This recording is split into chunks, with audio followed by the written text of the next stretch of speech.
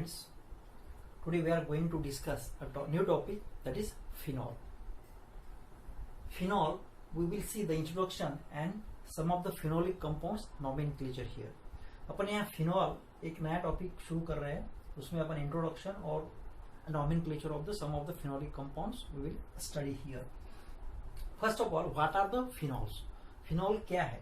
So phenols are nothing but aromatic compound in which one or more OH group, that is hydroxyl group, or it we can call it as a alcoholic group. Hydroxyl group directly attached to the carbon atom of the benzene ring. So these compounds are known as a phenol. Simplest phenol जो है, पहला जो structure है, simplest phenol means this one. See here, this is the aromatic ring. Here alcohol, one OH group is directly attached to the carbon atom of the benzene ring. This is known as a phenol.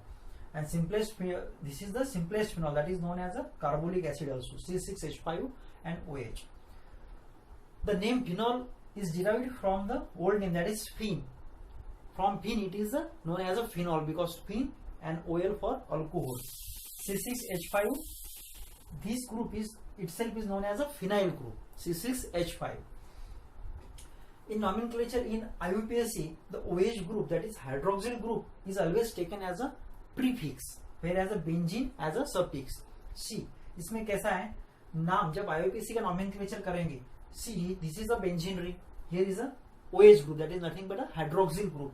So hydroxyl will come as a prefix, means hydroxy first, prefix means पहले, whereas a benzene will come as a suffix, that is after म्हणजे बाद में. So this is nothing but it is phenol, and as well as we can also name it as hydroxybenzene, because ये तो benzene का structure है, इसको hydroxyl group लगा है, तो hydroxy we are taking a prefix whereas a benzene as a suffix, so हाइड्रोक्सीबेंजीन.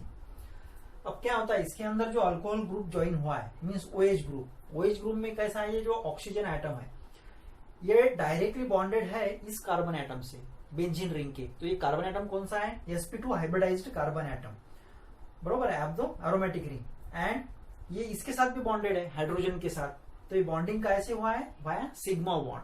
तो there is a sigma bond and this is a polar means sigma bond, and both bonds are polar means oxygen और carbon और oxygen और hydrogen, ये दोनों bonds क्या है, polar है, means there is a partial charges positive and negative, so these are known as a polar bonds. देखिए इसमें कैसा है, conjugation exist between electron pair of oxygen atom and benzene ring. Conjugation जो रहता है जिसका रेजोनेंस और कॉन्जुगेशन, देखो ऑलरेडी बेंजीन रिंग में ऑलरेडी रेजोनेंस है, अब बेंजीन के साथ ऐसा एटम जुड़ा है कि इसके पास ऑलरेडी दो electron pair unshared electron pair already है ऑक्सीजन पे. तो यहाँ पे इलेक्ट्रॉन पेयर होने के कारण क्या होता है, इसके कारण ये बेंजीन के साथ कॉन्जुगेशन शो करता है, मीन्स यहाँ के इलेक्ट्रॉन पेयर रहेंगे ऑलरेडी, इसके ऊपर जो डबल बॉन्ड्स है इसके लिए यहाँ पे there is a existence of a conjugation because of the unshared electron pair of oxygen atom and benzene ring, and because of this there is a shorter carbon oxygen bond. Carbon oxygen bond की जो length है वो short हो जाती है because of resonance.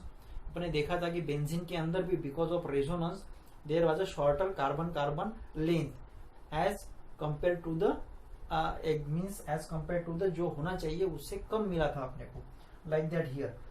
Here because of this conjugation the OH group है वो जरा ज्यादा बेसिक बन जाता है, लेकिन जो OH का हाइड्रोजन एटम है ये मोर एसिडिक होता है, more acidic proton of the OH group. Because of this only phenols are acidic in nature. So this is the introduction of the phenol. Now we will see the nomenclature. See nomenclature में कैसा है कि phenol क्या है, पहले benzene ring है, benzene पे one hydroxyl group attach हुआ तो वो फिनॉल बन गया. मींस इसे अपन क्या कह सकते हैं, मोनोहाइड्रिक फिनॉल्स. मींस जिस बेंजीन रिंग पे एक ही OH है उसे अपन मोनोहाइड्रिक भी बोल सकते हैं. कुछ ऐसे भी हो सकता है कि OH ग्रुप एक के बदले दो भी रह सकते हैं या तीन भी रह सकते हैं, isn't it? सो इसको कैसा बोलेंगे फिर अपन, बेंजीन रिंग पे दो है तो इसको डायहाइड्रिक भी बोल सकते हैं. मींस क्लासिफिकेशन नॉमेनक्लेचर के अंदर अपन ये भी डिवाइड कर सकते हैं, मोनोहाइड्रिक फिनॉल, डायहाइड्रिक फिनॉल और पॉलीहाइड्रिक फिनॉल. और पॉलीहाइड्रिक फिनॉल में कैसा होगा, ये देखिए this one example, benzene ring here more than two OH groups are present, then it is known as a polyhydric phenols. ये शॉर्ट में बताया मैंने, मोनोहाइड्रिक, डायहाइड्रिक और polyhydric means depends on the number of hydroxyl group present on the benzene ring. So this is a monohydric, this is a dihydric, and these are the polyhydric where more than 2 hydroxyl groups are present. यहाँ पे देखिए आप इस structure के पास ध्यान दीजिए, this is a benzene structure. Already एक अगर एक OH है तो फिनॉल बन गया है, लेकिन इसके बाजू में और एक OH ग्रुप लगा है तो ये डायहाइड्रिक होगा. तो अपन क्या बोलेंगे, इसको नंबरिंग करते वक्त 1 2 देंगे, बरोबर है. तो क्या होगा 1 2 dihydroxy benzene, because hydroxy we are taking as a prefix whereas benzene is a suffix. और दूसरा नाम कैसे देंगे अपन ने, पोजीशन. अगर अपन ने बेंजीन के स्ट्रक्चर में पोजीशन पढ़ा था, ऑर्थो, मेटा एंड पैरा. सो ये अगर की एटम है, की एटम ये कार्बन है, इस पे फिनोलिक ग्रुप हाइड्रोक्सिल ग्रुप है, तो ये जो बाजू का एडजेसेंट है इसका मीन्स ये है ऑर्थो पोजीशन. तो क्या होगा, ortho hydroxy means, ortho hydroxy means ortho में हाइड्रोक्सी और phenol. Phenol means rest of the structure. Phenol means ये हाइड्रोक्सिल ग्रुप ऑलरेडी फिनॉल के नाम में आ चुका है, ऑर्थो हाइड्रोक्सी फिनॉल. और उसका एक दूसरा नाम क्या बोलते हैं उसको, कैटेकॉल.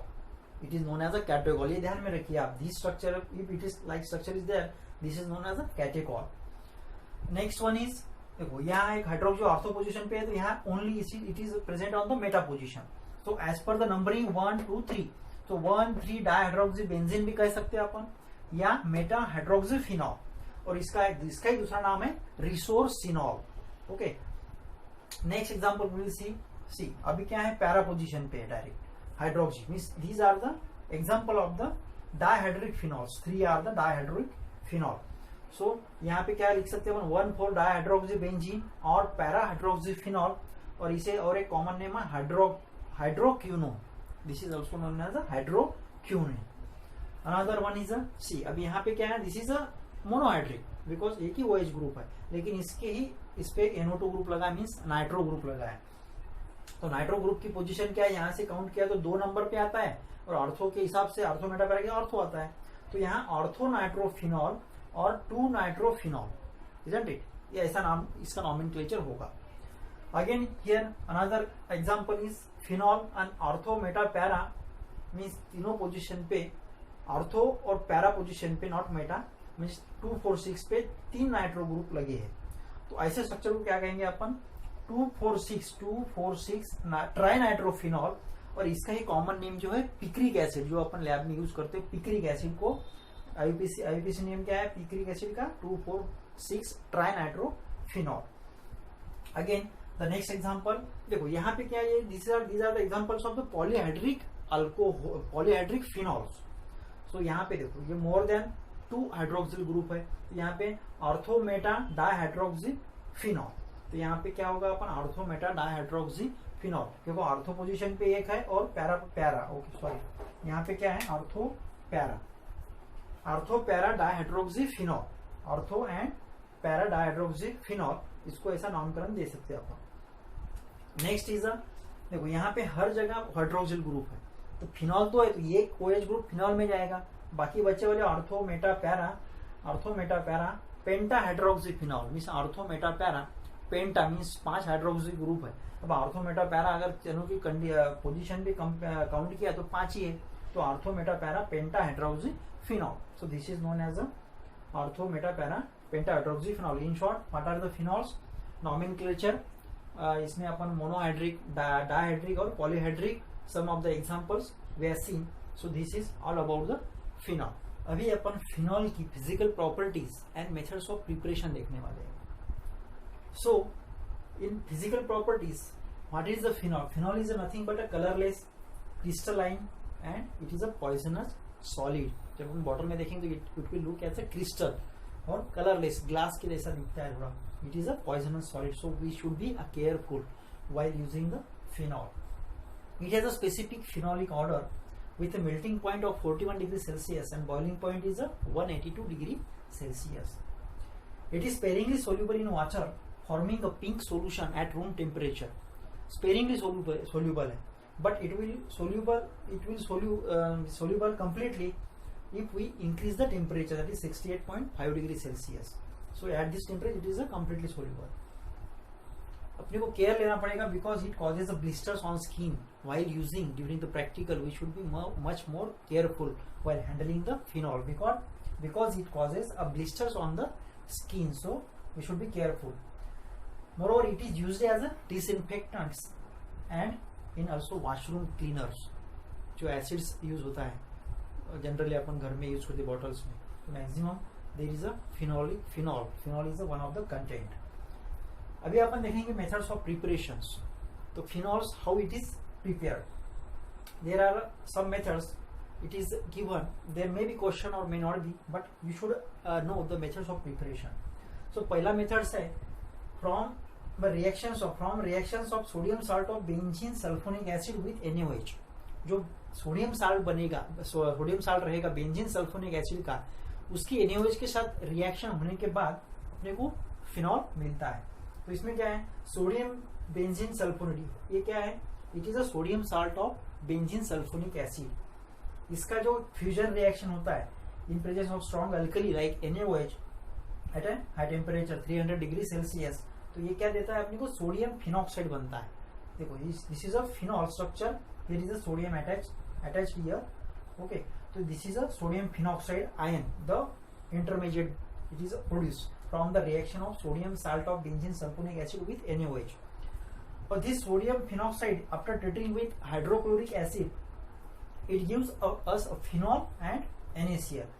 यहाँ पे H यहाँ चल जाएगा, NaCl बाजू में जाएगा. So this is the one of the method, the reaction of sodium salt of benzene sulfonic acid with NaS, as a fusion reaction. Okay. Next one is a hydrolysis of chlorobenzene. Next reaction for the preparation of phenol, it is also known as Dow's process, DOWS process. In this what happens, there is a hydrolysis of a chlorobenzene with the 10% NaOH under a temperature and pressure. Because of hydrolysis, it will give again a sodium phenoxide ion, same as this reaction. So here also the sodium phenoxide ion, again we treat with it a hydrochloric acid, it will give the phenol and NaCl. This is the hydrolysis of chlorobenzene. Next reaction is the acidic oxidation of cumene. Phenol is prepared from the acidic oxidation of cumene too. So this is the structure of cumene, benzene ring, carbon, CH3. This H is attached already to these carbon atoms, but for understanding we have written like this. So under the oxidation means cumene acidic oxidation is there in the presence of metal and oxygen 60 to 80 degrees Celsius, it will give the cumene hydroperoxide. This structure is of cumene hydroperoxide. This methyl groups are already there. Here O double bond OH is attached by this oxidation. Okay. After that, this is cumene hydroperoxide is prepared. This cumene hydroperoxide is after acid catalyzed arrangement. In presence of acid, there is a acid catalyzed arrangement between this structure. It will give us a phenol and this ketone structure, that is the acetone. See, I have made here a red lines. So this structure will left out of this structure, and this OH will attach to benzene ring, and this will come out as a acetone. This is a ketone structure. So this is third method. And last one is from aryl diazonium salt. So aryl diazonium salts, after treating with sulfuric acid and water, means this is also a type of hydrolysis reaction, they will give us a phenol as a main product, and nitrogen gas and HCl. See here, N double bond N single bond Cl, this is a aryl diazonium salt.